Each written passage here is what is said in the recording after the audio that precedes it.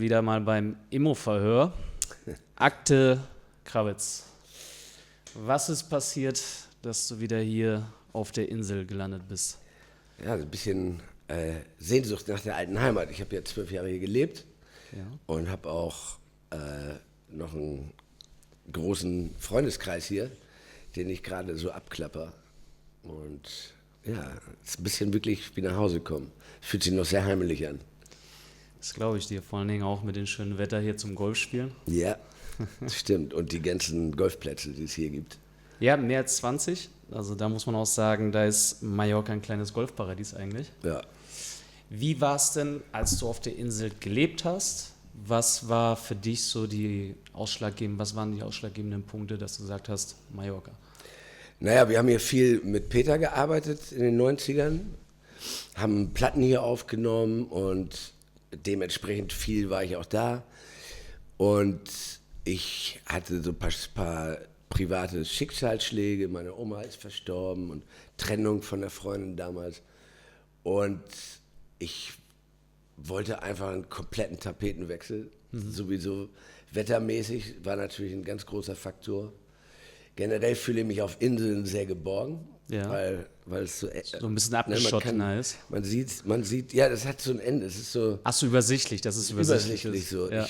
Und das gefällt mir ganz gut. Und dann die Mentalität, die südländische Mentalität, mediterran, war immer schon so mein Ding. Da fühlte ich mich immer. Durch welche Punkte? Weil es offener ist oder? Ja, offener. Die Leute, es ist liberaler. Also ja. man schaut dem anderen nicht so auf die Finger. Ja. So live and let live. Also leben und leben lassen.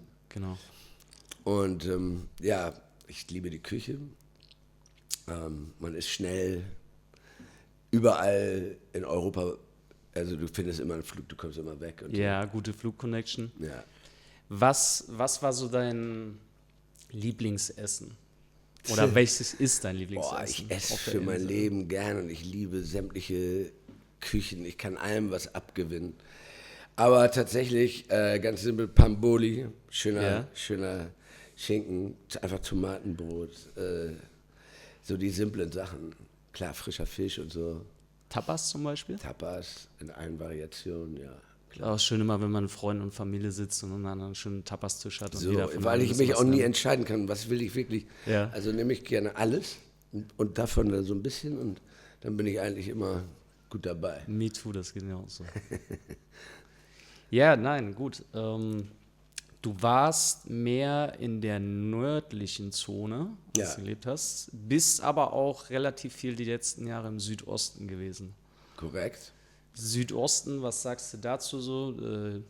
Umgebung, Strände? Ja, wunderbar. Also Son Serra ist eigentlich so mein Favorite Strand. Da bin ich auch von Campanet, wo ich gelebt habe, immer gerne hingefahren. Und ich meine, die ganze Region hat sich natürlich wahnsinnig entwickelt durch die Autobahn, durch die Anbindung. Man ist ja im 0,nix am Airport. Ja. Dann auch ein neues Krankenhaus gibt es, glaube ich. Ja, Felanitsch wird jetzt hier ein Krankenhaus noch gebaut. Und so die Infrastruktur hat sich wirklich extrem gut entwickelt. Ja. Also mein Favorite war tatsächlich oben der Norden. Ich liebe das. Tramontana, Poyenza, Alcudia, Campanet, wo ich war, so das ganze Carré, was mir da immer gefallen hat, warum ich damals dahin gezogen bin, weil das halt auch sehr authentisch war. Das ist es hier natürlich auch.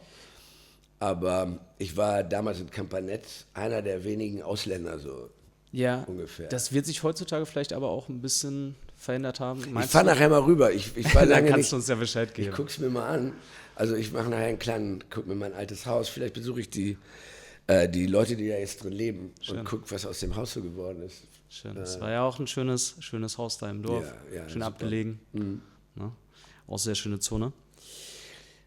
Dann hatte ich eigentlich die Frage, welche Region dir am besten gefällt, aber die haben wir eigentlich schon gerade jetzt dann beantwortet. Also ich finde, es ist ja sehr vielseitig. Also Magaluf muss es jetzt nicht gerade sein, so, ja. Oder Arenal, obwohl der Strand in Arenal natürlich ein Traum ist. Ja, immer noch ein schön langer, großer Strand. Irgendwie. Ja, ist natürlich eine Menge Bausünden, die da rumstehen. Und Es entwickelt sich aber auch Stück für Stück, muss man sagen. So ein bisschen in eine bessere Richtung. Ich glaube, es wird aber noch lange dauern, bis sich da wirklich ein bemerkbarer Wechsel. naja gut, da ist halt so eine Art Tourismus, das sind viele Leute und das ist natürlich wirtschaftlich ein großer Income für die Insel und für die Leute, die ihre Läden haben und Restaurants. Ich glaube, das Ziel müsste einfach ein bisschen sein, dass die Touristen weiterhin da sind, aber vielleicht so ein bisschen die Art von Tourismus ändern. Naja, sie haben ja, glaube ich, soweit ich weiß, in den letzten Jahren, man darf da nicht mehr jetzt mit Sangria, mit einem Sangria, Eimer dieser ganze elende Schrott da. Ja. Also da hat man dann ja auch schon, und da ist, glaube ich, um 1 Uhr, musste da Musik leiser und was Das weiß ich jetzt nicht, aber ich weiß, dass sie wirklich viele Maßnahmen schon gemacht haben oder geplant sind, sogar noch für die nächsten 4, 5 Jahre, dass es wirklich so ein bisschen entprollt. gesünderer Tourismus in die Richtung geht, sagen wir mal so. Und ich glaube, dann wird sich die Zone auch ein bisschen mehr entwickeln. Thema zu dir, Musik. Mit wie vielen Jahren hast du gestartet? Weil ich weiß, dass es Musik ziemlich jung war. Ja, ich würde sagen, mit meiner Geburt. Wenn man rauskommt aus dem Bauch, schreibt man ja schon. Das Die Melodie könnte man ja gestimmt. als Singen interpretieren schon. Mal. Ja, eigentlich Nee, fast aber Rock'n'Roll. ich glaube, mit 7 oder 8 habe ich ein Klavier gekriegt, habe Klavierunterricht gemacht. Ja. Habe dann mit 10 das erste Mal im Studio gestanden und mit Udo Lindenberg damals Wurz im Krieg da gemacht. Ja.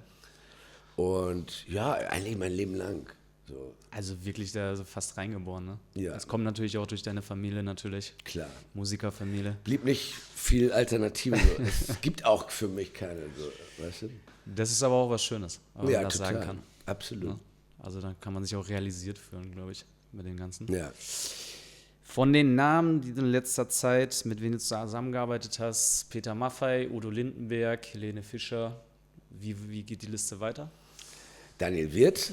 Ja, Und ich muss sagen, da steht auch was an, habe ich gehört. ja, Gibt's vielleicht bald Neuigkeiten? genau, wir machen ein neues Album jetzt, legen nächste Woche los, Kreativmeeting im Studio, schreiben, gleich aufnehmen und so. Und dann gehen wir auch noch auf Tour mit dem, um das letzte Album, was letztes Jahr rausgekommen ist. Ne, dieses Jahr, glaube ich, ist es rausgekommen. Anfang des Jahres. Ich weiß nicht mehr. Ja. Genau.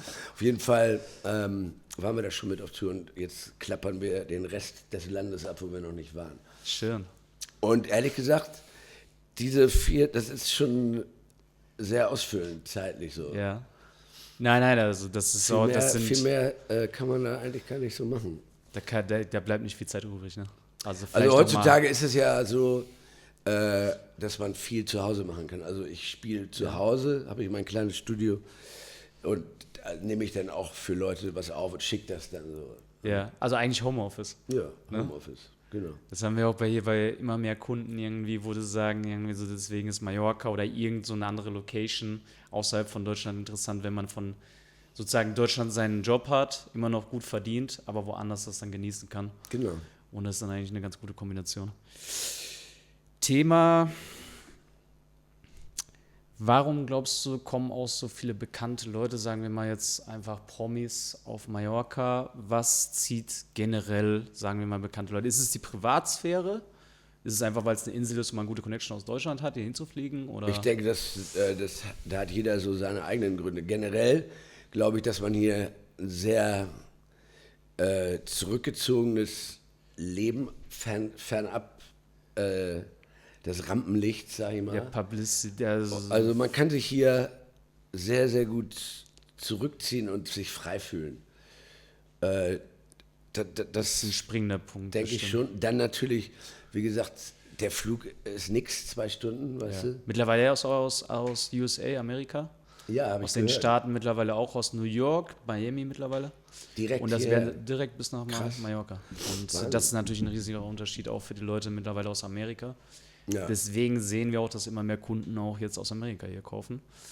Was vorher vielleicht nicht so interessant war, wenn du jetzt Flugconnection machen musst, dass du hier umsteigen musst. Ich meine, es sind, glaube ich, 6 Stunden aus Miami oder New York, 6, 7 Sowas, Stunden. ja, New York, Miami ist ein bisschen weiter, glaube ich. Und dann kann sich das auch lohnen, dass man eine Ferienimmobilie auf Mallorca hat, wenn man Total, in Amerika lohnt. klar. Ja. So, ich weiß nicht, ob du das sagen willst, aber Lieblingsrestaurant. Ich frage nur nicht, dass dann auf einmal 1000 Leute da sind und da keinen Tisch mehr kriegst, sozusagen. Also Lieblingsrestaurant ist natürlich echt schwierig, zumal ich jetzt ja auch länger nicht da war. Ich weiß ja gar nicht, was so Neues neu abgeht. Aber so als ich da war, was es hoffentlich noch gibt, das will ich mal gucken, ist Emilio in Palma. Ja.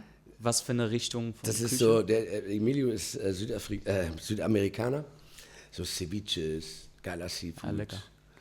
Und, welche Zone in Palma? ich weiß es nicht mehr genau, aber ziemlich zentral, nicht weit weg. Müsst ihr echt googeln. Wir recherchieren das mal, sonst fügen wir das einfach in die Kommentare mal ein oder auch nicht. Ich bin immer gerne auch in Campanet, gerne Mittagstisch, Menü del Dia oben. Ja. Wo, an der Plaza, oder? Ja, war so für Senioren und so, die sind da. Ja. Das war halt echt ein coole Das sind Gänge. die besten Bars. Also hier im Puerto Colom nebenan haben wir auch. 8 Euro, drei Gänge. Top. Schöne Suppe, Hauptgang, Dessert, Flasche Wein auf dem Tisch, Wasser. Kann man auch nur jedem empfehlen, also als wenn er Tourist kommt, also Urlaub oder hier lebt und erst seit kurzem. Fast jede Bar ist Hausmannskost, Menü am Mittagstisch super. Irgendwie, vielleicht 8 Euro, 10 Euro, 12 Euro. Man isst super, Top-Qualität.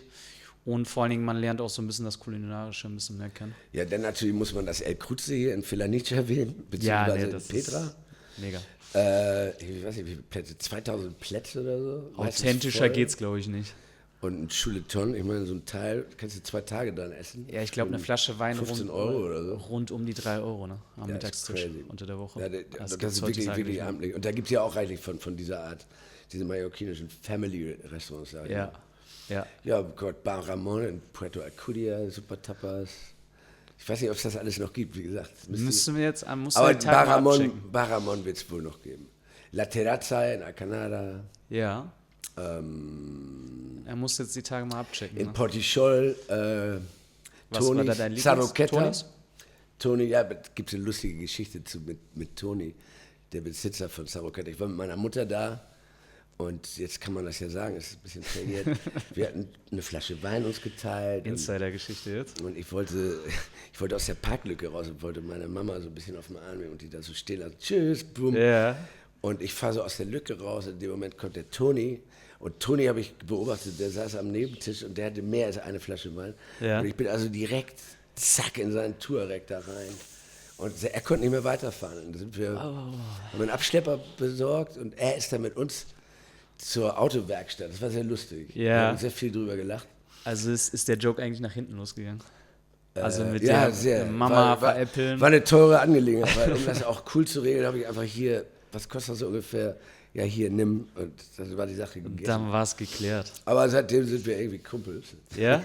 So ergeben sich die Sachen, ne? Ja, also. Und Hotel Portichol, auch toll. So ein paar, es gibt so viele geile Länder. Ja? Dann müssen wir eigentlich nochmal ein Video machen, irgendwie, wenn wir... Rui, Poyenza, guck mal, jetzt kommen die ganzen Namen wieder raus. Wo wir uns auf einen Kaffee treffen und einfach mal coole Locations irgendwie durchgehen. So, können wir machen, ja. Klar. Das machen wir da auf jeden Fall nochmal. Pamboli hast du eben gesagt. Pamboli ist ja für die Leute, die es nicht kennen, mallorquinisches Brot, ein bisschen Olivenöl, ein bisschen Tomate remailliert, das ist so typische Streichtomate sozusagen und ein bisschen Salz drauf. Das kann man ja auch belegen lassen. Was ist da deine Lieblingsvariante? Oh, Tagesform. Ich liebe Jamón Ibérico. Ja. Ich liebe den Käse aus Menorca. Mallorca auch. Auch gerne mal. Sobrasada? Ja, manchmal. So eine also das kann ich mag die ganz gerne, aber die kann ich nicht übermäßig nicht alltäglich auch nicht so. Aber so wie Enduja ist das ja, also die italienische Variante. Alles schon die Klassiker dann. Gerne. Mayonesischer Käse, Iberico-Schinken und so. Ja. Sind schon die Highlights. Ja, es gibt ja 1000 Varianten. Also eigentlich schmeckt alles gut, aber jeder hat ja so ein bisschen seine Favoriten. Ja, klar. Ne? Also bei mir ist Serrano-Schinken zum Beispiel, Iberico-Schinken auch ist so mein Highlight eigentlich. Wann oder sagen wir mal, wie viele Male im Jahr kommst du normalerweise so im Durchschnitt auf die Insel? Also dieses Jahr ist es das erste Mal und ich glaube, also ich war die letzten Jahre, weil ich auch, weißt du, ich lebe ja jetzt auf Gozo. Ja. Ich bin von hier nach Gozo, das kleine Malta-Insel. Von Insel zu Insel. Ja, Inselhopping. Ne? Noch ein bisschen südlicher, zwischen Sizilien und Nordafrika. Ja. Und ich habe wirklich so viel gearbeitet, dass ich meine Freizeit zu Hause dann tatsächlich... Ja. Das Lebensgefühl ist ein ähnliches. Ja. Es ist kleiner. Bisschen Slow Life auch. Ja. Wobei Malta ist schon sehr, sehr, sehr impulsiv so.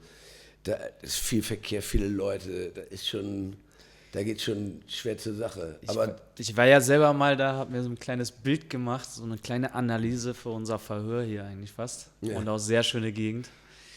Aber es stimmt schon, man merkt den Unterschied zwischen Gozo und Malta, dass Malta noch ein bisschen mehr Action abgeht. Oh ja. Ne? Ja. Und Gozo so ein bisschen mehr so dieses wirklich ruhige, abgelegene Inselleben. Ne? Ein bisschen, ja. Auch das ist natürlich, hat sich auch rumgesprochen, wie schön es da ist und so. Und da ist ein stetiger Zuwachs. Auch die Malteser kommen am Wochenende gerne rüber. Nach Gozo? Ja. Also so übers Wochenende, dass sie sich ein Hotel nehmen oder mal so Ja, viele haben da auch Tagestrip? Viele buchen was, viele haben aber auch so ein Wochenendhäuschen oder eine Wohnung oder so. Und da spürst du schon, also Freitag von Malta nach Gozo stehst du teilweise 2 Stunden an der Fähre. So, ne? Ja? Du kommst ja nur mit Fähre rüber. Okay, das erinnert ja so ein bisschen an Sylt, wie sich das entwickelt hat, dass sie alle an der Fähre stehen und dann warten müssen. Nicht, dass dann zu viele Leute nach Gozo kommen. Ja, also dieses Jahr wird kontinuierlich immer ein bisschen mehr. Aber es ist überall, muss man sagen. Mallorca merkt man das ja auch, also haben wir auch im Moment hier eine heikle Situation mit dem Immobilienmarkt generell, mit Miete und Verkauf, die Preise, wie die steigen, das Ganze, da werden wir sowieso noch ein Video speziell dafür machen, weil das ist ein sehr interessantes Thema, aber auch ein sehr heikles Thema. Aber ich glaube, das entwickelt sich überall in die Richtung. Die Orte, die eben schön sind, wo man gut leben kann. Klar. Ne? Da wollen dann auch viele Leute hin. Und wenn sich das dann auch ein bisschen rumspricht, natürlich auch. Das hat Vor- und Nachteile. Hier genauso. Ich meine, Mallorca lebt auch von dem Tourismus. Andererseits muss es gut organisiert sein und ein gesunder Tourismus sein. Na, das ist ja auch sehr wichtig. Und das wird bei Gozo wahrscheinlich dann auch kommen, dass sie dann ein paar Entscheidungen treffen werden müssen, um das in eine bestimmte Richtung vielleicht zu leiten oder nicht. Ja, denke ich auch. Oder generell Malta vielleicht.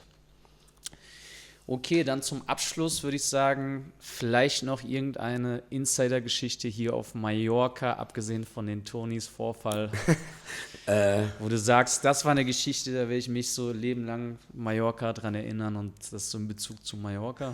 Hast du da Ich weiß nicht, ob das so unbedingt Mallorca-spezifisch ist, aber ich bin mal an einem Sonntag, Formel 1 lief und ich wollte mir eine Pizza holen von der Plaza.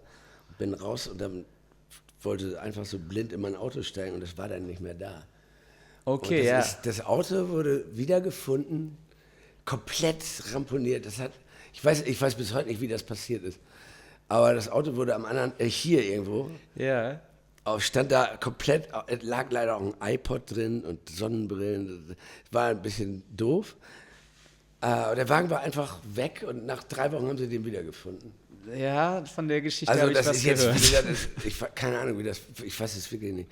Also, aber sonst ist jetzt vielleicht nicht so die spannende Geschichte. Eigentlich, aber das fällt mir so. Von dem, was ich gehört habe, irgendwie, dass da so eine kleine Spritztour dann von den Leuten, die das dann geklaut hatten, eigentlich unternommen wurde. Ich werde es nie erfahren.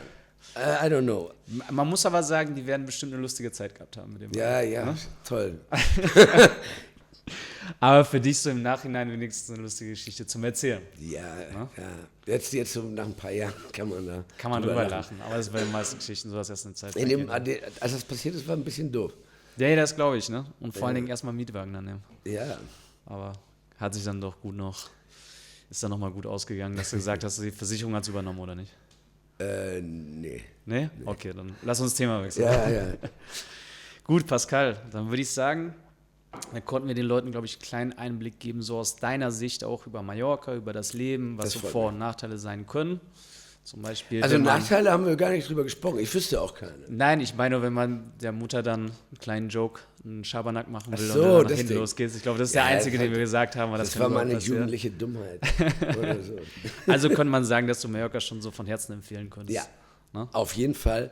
Und über kurz oder lang, also ich bin jetzt ja 54 und ich habe dir eben schon ein Kompliment gemacht, das sieht man jetzt nicht so an. Vielleicht ist es auch das das rosa Hemd, sehr, sehr, sehr guten Schönheitschirurg. Das sieht man auch gar nicht. Und das Golfspielen wahrscheinlich. Golfspielen immer in der Sonne. Nee, aber ich denke schon, dass ich für meinen Lebensabend, dass ich wieder hier lande, weil Da hatten wir, glaube ich, vor kürzerer Zeit kurz drüber geredet. es ist einfach, wenn ich jetzt nicht mehr so viel arbeite und reise, weiß ich nicht, weil auf Gozo gibt es zum Beispiel keinen Golfplatz und ich spiele halt für mein Leben gern. Und ich muss immer rüber nach Malta, das ist eine Riesenaktion. Ja. Also ich könnte mir vorstellen, dass ich hier über kurz oder lang wieder lande. Ich würde mich freuen. Ja, ne? Ich sag dir Bescheid. Achso, dann muss ich mit dir reden. Nein, also abgesehen vom Business jetzt würde ich mich sowieso freuen, dass man mal öfter einen Kaffee trinken gehen kann. So. Ne? Und vielleicht auch wieder Golf spielen, wenn ich fit bin. Genau. Wer weiß. Ne? Alles klar. Pascal, dann würde ich sagen, vielen Dank. Gerne. Und wenn ihr in die Kommentare noch ein paar Sachen schreiben wollt von Themen, die euch interessieren, würden wir uns mega freuen, dass wir das Ganze auch so ein bisschen lenken können mit interessanten Sachen für euch. Und ansonsten, ich bedanke mich mega, dass du vorbeigeschaut hast, dir Zeit genommen hast und dass ihr euch das Video angeschaut habt, natürlich auch. Und wir sehen uns beim nächsten Immo-Verhör. Ciao.